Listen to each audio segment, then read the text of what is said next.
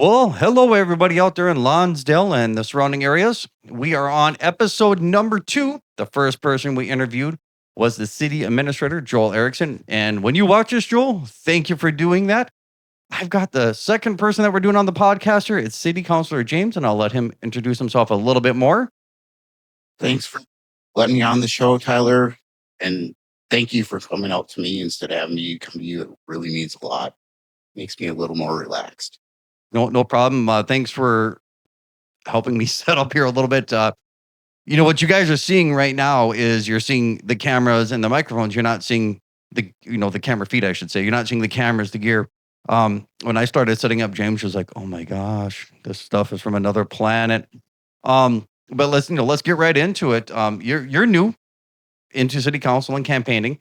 How long have you been on city council, and what made you want to run and be part of city government? I've been on the city council since January, along with Kari Miller and Mayor Tom Berg. Um, I've always kind of wanted to run, but the timing was never right. And then last year, I got a call down to come to the Legion. And then a few people started talking to me and they're like, you should run. It's the time. And I really thought about it for the whole summer. And then August came around. It's like, let's just do it. And the second I announced that I was running on Facebook, it exploded. Relatively young into this journey still. What has been the most exciting part about the journey of being on city council or even running for that matter? Just the support. Um, I know a lot of former politicians, current politicians. I've known Charlie Peters, our current Rice County Commissioner, the previous Commissioner, Jeff Dockin. I even knew the Commissioner before that, Jim Brown. So I've known at the county level, I know a lot of the township supervisors. So I had a lot of people giving me advice on what to do. One of the hot topics, it was before you got elected, it was the city hall, the purchasing of the old clinic from the city of Northfield, trying to get other medical places coming in. They didn't want to. And there was a lot of misconception and understanding of what happened with it. That was a big project. And I know you came in on the tail end of it, but what was inspired for the change and what does the new space mean for the future of our city? New space means we've got bigger meeting spaces for people coming down. We've added more audio equipment. We now have the TV where you can see what council's looking at packets.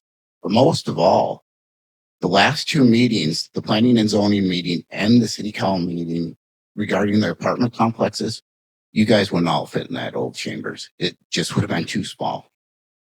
And it was really nice to see people up in there because sometimes we look out in the audience and there's nobody but a cricket and the chief of police. Cricket. Um, there was a big push for a new committee, the Founders Day committee. It got approved. People are, I don't know if the city's been notified yet or the people that applied have been notified if they're on it or not. But what led to that new team and what can residents look forward for the difference and exciting times around that community and what it's going to bring? Mayor Berg wanted a new committee the second we came into office, and we've been kicking around names and ideas for that committee since January. And then June came around and we're like, we're not having fireworks this year. We really need to get fireworks going. How do we get fireworks going? Well, you need a committee.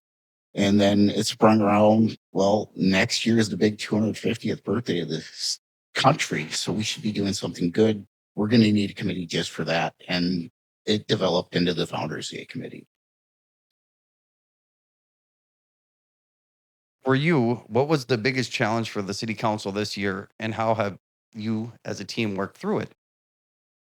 Well, I'm also the liaison to the Planning and Zoning Commission. And if you'd asked me at the beginning of the year, it would have been the chicken ordinance. That thing, it was like pulling teeth to get a few of the commissioners to go along with it. It actually took an act of council to tell them that we're writing a chicken ordinance on that. As soon as we finished the chicken ordinance, we came into the cannabis ordinance. And everybody has their own 2 cents on it. It's legal now. Some people still don't like it, even though it's legal. And we were getting blowback for that. When we finally got it ready to go to public hearing in June, the last week in May, the government added a new license. So they had to come up with a new license, new zoning, all that. Well, that takes time. And then they also took away the 1% tax. That was the big incentive to do this as a city as a whole. Well, we still decided to go forward with it because it will bring business to town. And we've already got businesses in town selling. infused drinks. The biggest thing that I have personally seen with the city of Lonsdale is the transparency of social media and getting information out. Community input is important and vital. What are some ways residents can get involved or have their voices heard? Whether it's through events, town halls, committees, anything. What's your insight on that? You can come to meetings. You can email any of us council members. We're glad to get your emails. We even take calls. But it is better to include an email because, like we've seen in the apartment complexes, they're saying, prove it. Where's your support for this?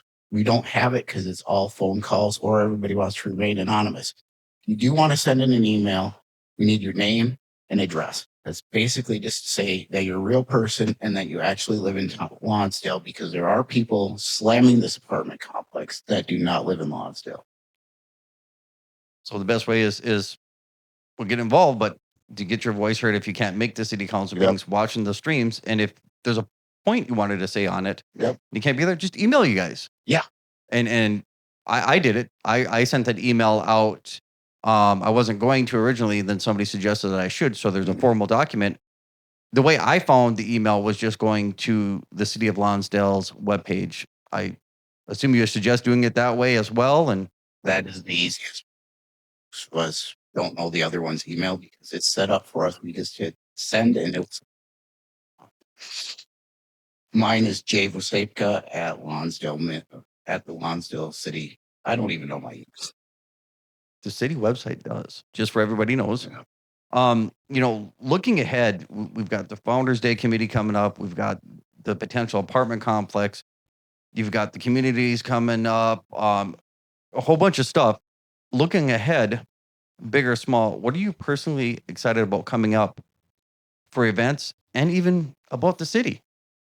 Well, recently we approved the sale of the old city hall, and there is a business coming into there, and it's going to be pretty exciting for some of us in town. And another part, it's gonna probably infuriate them, but I'm sworn to secrecy until these guys are ready to open. But it's something new and exciting for this town that, yeah, some of us are gonna love, some of us are gonna hate, but we're gonna give these boys a chance to try. They're hometown boys that lived in this town and grew up in this town.